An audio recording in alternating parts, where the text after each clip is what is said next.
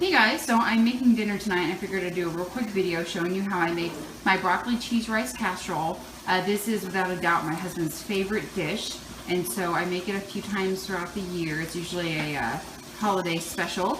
And so starting off, you take 1 stick of butter and you melt it in a pot or in a pan like this. Hi.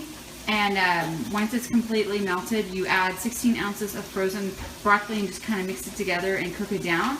And over here you have the rice. This is a cup and a half of just white rice that's in 3 cups of water, and so I just cook it all the way down until all the water is evaporated, and then I cover and let it steam. So I'm just going to keep cooking this and then show you the next step. Okay, so the rice now is steaming, so I'm just going to leave it alone. I turned off the the stove. And over here, the broccoli's already been cooked down again with a stick of butter. And then I'm going to add 1 thing of Cheese Whiz, and then 1 can of cream of mushroom soup. And then these are some diced jalapenos. We just like to add a little bit of spice to it. And so this is my husband's grandmother's recipe, so I will link it below so you know the exact measurements. And so I'm going to go ahead and add all of these items to the broccoli.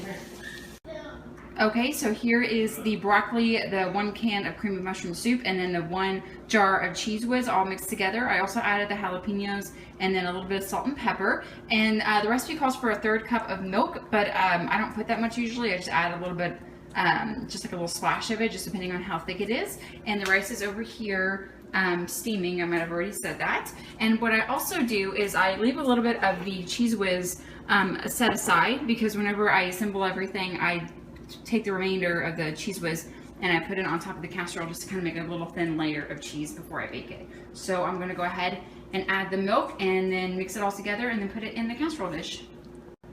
Okay, so I put it in a little baking dish and I put the rest of the Cheese Whiz on top. Again, just a very thin layer. And I'm going to put it in the oven at 375 degrees for, honestly, 10 minutes, if that. All you're wanting to do is just brown, well, not even brown, but just kind of bake it together a little bit and just kind of cook the cheese on top just a little bit, so you don't have to leave it in there very long at all. So I'm just going to go ahead and add it into the oven now, and I'll show you what it looks like when we're done. Okay, so I just pulled it out of the oven and I'm going to let it sit and cool a little bit. We're making some boudin with it. It probably baked for about 10 minutes or so. Again, it's already cooked, so you're just wanting the cheese to kind of cook a little bit on top.